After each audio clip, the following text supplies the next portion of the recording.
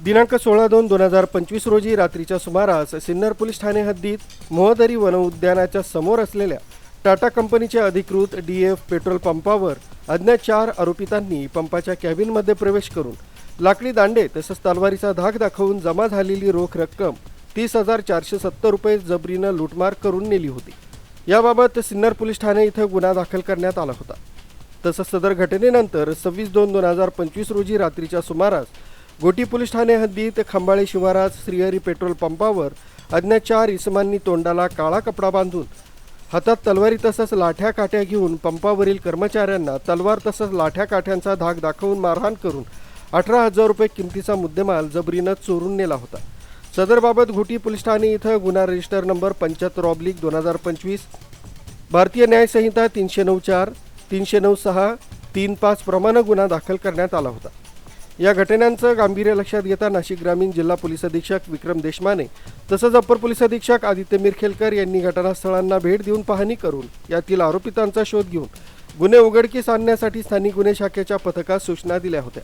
त्या अनुषंगाने स्थानिक गुन्हे शाखेचे पोलीस निरीक्षक राजू सुर्वे यांच्या पथकानं या घटनांमधील प्रत्यक्षदर्शी साक्षीदार तसंच फिर्यादी यांना विचारपूस करून CCTV कॅमेऱ्यांची पडताळणी केली।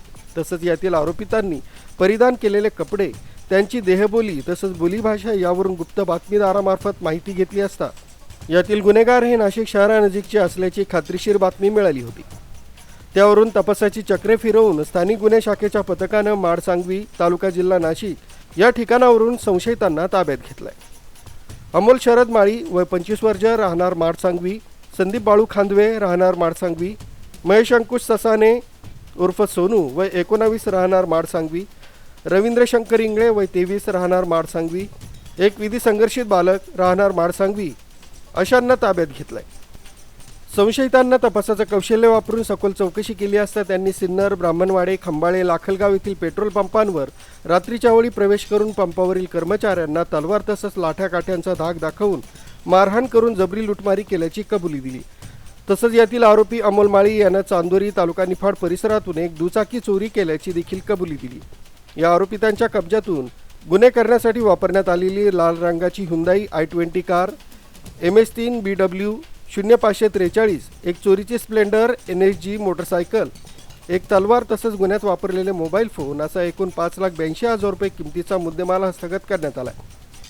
यातील 2 आरोपी हे सराईत गुन्हेगार असून त्यांच्यावर यापूर्वी नाशिक शहरातील आडगाव पोलीस ठाण्यात जबरी चोरी तसंच घरफोडीचे गुन्हे दाखल आहेत। सदर आरोपितांनी कबुली दिल्यावरून त्यांनी घोटी, सिन्नर, MIDC, सायखेडा, आडगाव आदी ठिकाणी त्यांनी जबरी चोरी तसंच घरफोडीचे गुन्हे केल्याचं कबूल केलंय।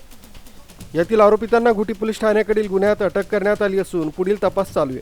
सदर आरोपितांकडून जबरी चोरीचे आणखी गुन्हे उघडकीस येण्याची शक्यता आहे। नाशिक ग्रामीण जिल्हा पोलीस अधीक्षक विक्रम देशमाने, अपर पोलीस अधीक्षक आदित्य मिरखेलकर यांचं मार्गदर्शन तसंच सूचनांप्रमाणे स्थानिक गुन्हे शाखेचे पोलीस निरीक्षक राजू सुर्वे, सहाय्यक पोलीस उपनिरीक्षक नवनाथ सानप, पोलीस अंमलदार विनोद टिळे, प्रशांत पाटील, सुधाकर बागुल, सतीश जगताप, हेमंत गिलबिले, प्रदीप बहिरम, प्रवीण गांगुर्डे यांच्या पथकानं हे 5ही गुन्हे उघडकीस आणून कामगिरी केली।